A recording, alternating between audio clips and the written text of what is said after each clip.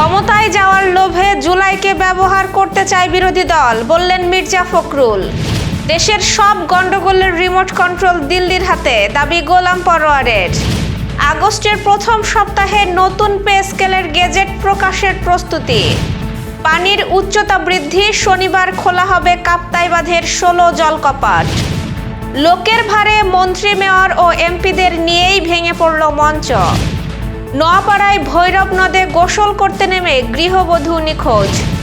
যুক্তরাষ্ট্রের স্টুডেন্ট ভিসায় বড় পরিবর্তন, বেঁধে দেওয়া হচ্ছে সময়সীমা। দর্শক, আমাদের রাতের আয়োজনে আপনাদের সাথে আছি আমি স্বপ্না দেবনাথ। শুনছিলেন প্রধান প্রধান শিরোনাম, এছাড়াও রয়েছে অন্যান্য বিভিন্ন গুরুত্বপূর্ণ খবর। বিস্তারিততে যাওয়ার আগে আপডেট খবর পেতে গ্রামীণ কাগজের ইউটিউব চ্যানেল সাবস্ক্রাইব এবং ফেসবুক পেজ ফলো করে রাখুন। বিরোধী দল ক্ষমতায় যাওয়ার জন্য জুলাইকে হাতিয়ার হিসেবে ব্যবহার করতে চায় বলে মন্তব্য করেছেন বিএনপির মহাসচিব ও স্থানীয় সরকার মন্ত্রী মির্জা ফখরুল ইসলাম আলমগীর। আজ দুপুরে জাতীয় প্রেস ক্লাবে এক আলোচনা সভায় তিনি এই মন্তব্য করেন। মির্জা ফখরুল বলেন, নির্বাচনী ইস্তেহারের মতো স্বাক্ষরিত জুলাই সনদ বাস্তবায়নে বিএনপি প্রতিশ্রুতিবদ্ধ। বিএনপি জুলাই সনদ বাস্তবায়ন করতে চায় না, এমন প্রচারণা চালিয়ে বিরোধী দল বিভ্রান্তি ছড়াচ্ছে। নির্বাচনের আগে থেকেই সংবিধান সংস্কার নয়, সংবিধান সংশোধনের কথা বলেছে বিএনপি। মন্তব্য করে মির্জা ফখরুল বলেন, সংবিধান সংশোধনের মাধ্যমে জনগণের আকাঙ্ক্ষা বাস্তবায়ন করতে চায় সরকার।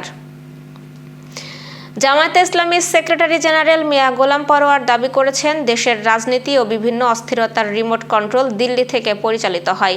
নরসিংদীতে জামায়াতের সদস্য সম্মেলন শেষে সাংবাদিকদের সঙ্গে কথা বলার সময় তিনি এই মন্তব্য করেন। গোলাম পরোয়ার বলেন, বাংলাদেশ সব প্রতিবেশী দেশের সঙ্গে বন্ধুত্বপূর্ণ ও ন্যায্য সম্পর্ক চায়, তবে কোনো দেশের পক্ষ থেকে বাংলাদেশের রাজনীতি, সরকার বা জাতীয় স্বার্থবিরোধী হস্তক্ষেপ জনগণ মেনে নেবে না। শেখ হাসিনার ভারতে অবস্থান নিয়েও তিনি প্রশ্ন তোলেন এবং বলেন, তার বিষয়ে সিদ্ধান্ত নেবে সরকার ও আদালত। এ সময় তিনি বিএনপির রাষ্ট্র সংস্কার অবস্থানের সমালোচনা করেন। তার দাবি, বিএনপি আগে সংবিধান সংস্কারের কথা বললেও এখন সংশোধনের কথা বলছে। দেশের রাজনৈতিক সংকট নিরসনে জুলাই সনদ বাস্তবায়ন এবং প্রয়োজনীয় সংস্কার এগিয়ে নেওয়ার আহ্বানও জানান জামায়াতের এই নেতা। সরকারি চাকরিজীবীদের জন্য নবম জাতীয় বেতন কাঠামো বাস্তবায়নের প্রক্রিয়া চূড়ান্ত পর্যায়ে রয়েছে। বেতন কমিশনের সুপারিশ পর্যালোচনায় গঠিত সচিব কমিটি আরও 2 থেকে 3টি সভা শেষে চূড়ান্ত সুপারিশ সরকারের কাছে জমা দেবে। এরপর মন্ত্রিসভার অনুমোদন মিললে আগামী আগস্টের প্রথম সপ্তাহেই নতুন পে স্কেলের গেজেট প্রকাশ করা হতে পারে। 2026 সালের 1 জুলাই থেকে নতুন মূল বেতন এবং 2027 সালের 1 জুলাই থেকে বিভিন্ন ভাতা কার্যকরের বিষয়ে নীতিগত আলোচনা হয়েছে। একই সঙ্গে নিম্ন গ্রেডের কর্মকর্তা কর্মচারীদের তুলনামূলক বেশি সুবিধা দেওয়ার পাশাপাশি বাড়ি ভাড়া, চিকিৎসা ও যাতায়াত ভাতা পুনর্বিন্যাসের বিষয়েও আলোচনা চলছে। তবে নতুন বেতন কাঠামো চূড়ান্ত রূপ এবং বাস্তবায়নের সময়সূচি মন্ত্রিসভার অনুমোদনের পরই নির্ধারণ করা হবে। রাঙ্গামাটি জেলার কাপ্তাই লেকের পানি উচ্চতা বৃদ্ধি পাওয়ায় আগামীকাল 18 জুলাই বাঁধের স্পিলওয়ের 16টি জলকপাট আংশিক খুলে পানি নিষ্কাশনের প্রস্তুতি নিয়েছে কর্ণফুলী পানি বিদ্যুৎ উৎপাদন কেন্দ্রের কর্তৃপক্ষ। উজান ও ভাটির পানি ব্যবস্থাপনা এবং সম্ভাব্য বন্যা পরিস্থিতি নিয়ন্ত্রণে এই সিদ্ধান্ত নেওয়া হয়েছে বলে জানিয়েছে কর্তৃপক্ষ। কাপ্তাই কর্ণফুলী পানি বিদ্যুৎ উৎপাদন কেন্দ্রের ব্যবস্থাপক মাহমুদ হাসান স্বাক্ষরিত এক বিজ্ঞপ্তিতে এই তথ্য জানানো হয়। আগামীকাল বেলা 11টার পর যে কোনো সময় স্পিলওয়ের 16টি গেট 6 ইঞ্চি করে খুলে পানি নিষ্কাশন শুরু করা হতে পারে। প্রাথমিকভাবে এতে প্রায় 9000 কিউসেক পানি কর্ণফুলী নদীতে প্রবাহিত হবে। এদিকে স্পিলওয়ে খোলার সম্ভাব্য ঘোষণায় কর্ণফুলী নদীর তীরবর্তী নিম্নাঞ্চলের বাসিন্দাদের সতর্ক থাকার পরামর্শ দিয়েছে সংশ্লিষ্ট কর্মকর্তারা। পরিস্থিতি অনুযায়ী পরবর্তী সিদ্ধান্ত গ্রহণ করা হবে বলে জানিয়েছে বাংলাদেশ বিদ্যুৎ উন্নয়ন বোর্ড।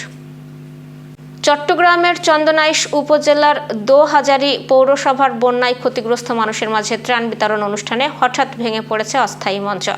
এ সময় মঞ্চে উপস্থিত ছিলেন অর্থ ও পরিকল্পনা মন্ত্রী আমির খসরু মাহমুদ চৌধুরী, চট্টগ্রাম সিটি কর্পোরেশনের মেয়র ডাক্তার শাহাদাত হোসেন, স্থানীয় চট্টগ্রাম 14 আসনের সংসদ সদস্য জসিমউদ্দিন আহমেদ, চট্টগ্রাম 12 আসনের সংসদ সদস্য এনামুল হক ও চট্টগ্রাম 8 আসনের সংসদ সদস্য এরশাদুল্লাহ সহ দক্ষিণ জেলা বিএনপির নেতৃবৃন্দ।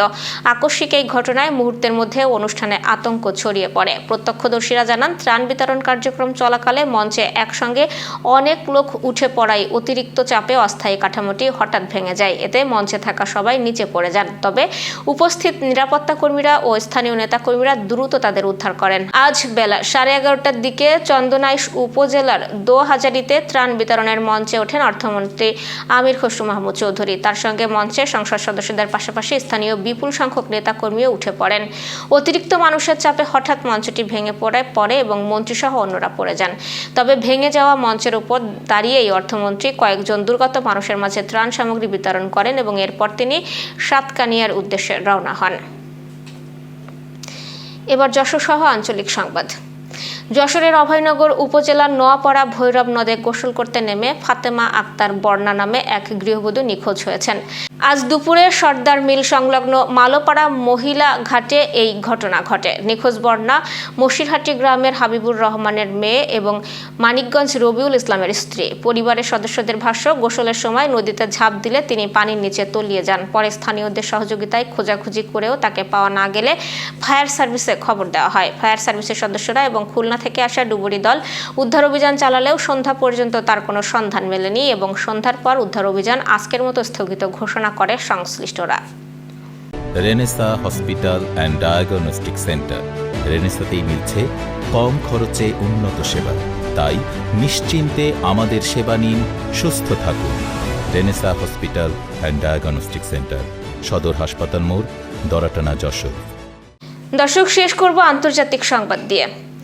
যুক্তরাষ্ট্রে পড়তে যাওয়া আন্তর্জাতিক শিক্ষার্থীদের জন্য নিয়মে বড় পরিবর্তন আনতে যাচ্ছে ট্রাম্প প্রশাসন। বিদেশি শিক্ষার্থী বিনিময় কর্মসূচিতে অংশ নেওয়া অতিথি ও সাংবাদিকদের ভিসার ক্ষেত্রে সময়সীমা বেঁধে দেওয়া হচ্ছে। এর মাধ্যমে কয়েক দশকের পুরনো একটি ব্যবস্থার অবসান ঘটতে যাচ্ছে।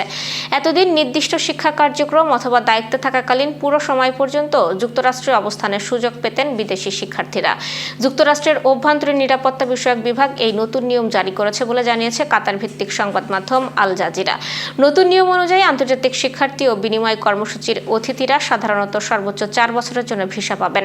অন্যদিকে বিদেশি সাংবাদিকেরা এক দফায় সর্বোচ্চ 240 দিন থাকার অনুমতি পাবেন। তবে চীনা নাগরিকদের ক্ষেত্রে সাংবাদিকদের এই সময়সীমা মাত্র 90 দিন। নির্ধারিত সময়ের চেয়ে বেশি দিন থাকতে চাইলে ভিসার মেয়াদ বাড়ানোর আবেদন করতে হবে অথবা দেশ ছেড়ে চলে যাওয়ার পর নতুন করে আবেদনের মাধ্যমে আবার ফিরে আসতে হবে।